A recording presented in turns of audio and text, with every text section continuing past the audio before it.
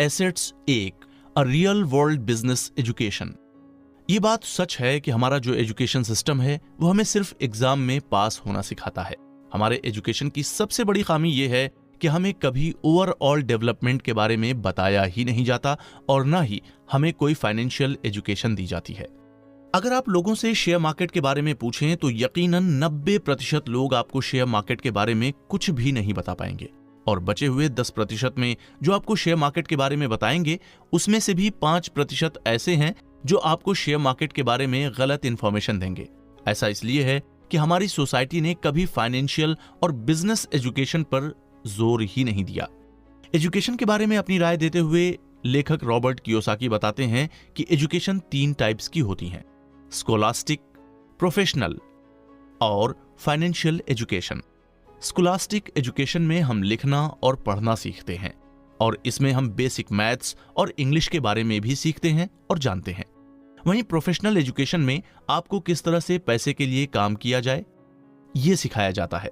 दूसरे शब्दों में कहा जाए तो प्रोफेशनल एजुकेशन में आपको ई यानी एम्प्लॉय और एस यानी सेल्फ एम्प्लॉयड क्वाड्रेंट में कैसे काम किया जाए ये आपको बताया और सिखाया जाता है, जबकि फाइनेंशियल एजुकेशन में आपको पैसे से कैसे काम कराया जाए ये सिखाया और बताया जाता है। यानी फाइनेंशियल एजुकेशन में आपको वेल्थ बनाने और पैसे से ही पैसा बनाना सिखाया जाता है। लेखक की माने तो अपना बिजनेस शुरू करना और एक एंटरप्रेन्योर बनना बिल्कुल भी आसान काम नहीं है, और अगर आपको बिजनेस में सक्सेसफुल होना है तो आपको अपने अंदर कुछ टेक्निकल स्किल्स डालनी होंगी। आपको अपना एक टारगेट सेट करना होगा, आपको खुद को ऑर्गेनाइज्ड करके रखना होगा, और साथ ही साथ आपको अपने फ्यूचर और अपने बिजनेस के लिए प्लानिंग करके चलना होगा। लेखक के हिसाब से ज्यादातर लोग ई क्वाड्रेंट में इसलिए रह जाते हैं क्योंकि उनके अंदर ये सब टेक्निकल स्किल्स होती ही नहीं है। इसी बात को आगे जारी रखते हुए रॉबर्ट कियोसाकी कहते हैं कि अगर हम सच में बिजनेस में सक्सेसफुल होना चाहते हैं तो टेक्निकल स्किल्स के अलावा हमारे अंदर लाइफ स्किल्स भी होनी चाहिए। अक्सर हमारे अंदर सेल्फ डाउट, शाइनेस और फियर ऑफ रिजेक्शन जैसी न जाने कितनी कमियां रहती हैं, और कभी कभी इन कमियों की वजह से ही हमारा बहुत नुकसान भी होता है। हमें इन कमियों को सुधारने की कोशिश करनी चाहिए, और इन कमियों को सुधारने के लिए हमें कोई स्कूल या कॉलेज सिखाता नहीं है। लेकिन अब सवाल ये उठता है कि इन कमियों को हम कैसे सुधारें या हम अपना पर्सनालिटी डेवलपमेंट कैसे करें। इसका जवाब देते हुए लेखक कहते हैं कि हम इन कमियों को और अपनी पर्सनालिटी को नेटवर्क मार्केटिंग के जरिए ही डेवलप कर सकते हैं। नेटवर्क मार्केटिंग से आपके अंदर कॉन्फिडेंस आता है, और जब आप लोगों से मिलते हैं तो आपके अंदर की कम्युनिकेशन स्किल्स भी डेवलप हो जाती हैं। इसके अलावा आप दूसरों की साइकोलॉजी को भी समझने लगते हैं। आप सक्सेस में किस तरह का एटीट्यूड रखें ये भी आप नेटवर्क मार्केटिंग से ही सीखते हैं।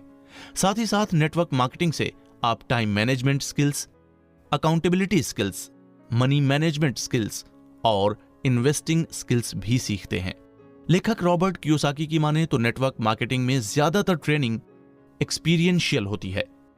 इसमें अगर आप किसी स्पेसिफिक प्रोग्राम के टॉप लेवल पर ना भी पहुंच पाओ तो भी इससे आप बहुत कुछ सीखकर अच्छा खासा पैसा कमा सकते हैं।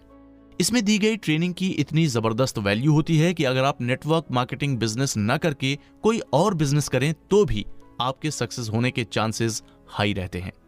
लेखक कहते हैं कि नेटवर्क मार्केटिंग एक एंटरप्रेन्योर बनने के लिए रियल वर्ल्ड बिजनेस स्कूल की तरह है। इसमें सिखाए गए स्किल्स से आप सही मायने में एक अच्छे और बड़े एंटरप्रेन्योर बन सकते हैं। इसके अलावा आप उन लोगों के बारे में भी पढ़िए जिन्होंने अपने बिजनेस में सफलता पाई है। आप उन लोगों की जिंदगी से सीखिए और उनकी आदतों को अपनाने की कोशिश करिए। और अगर आपको एक सक्सेसफुल और अमीर इंसान बनना है तो आपको उनकी तरह एक्ट भी करना होगा।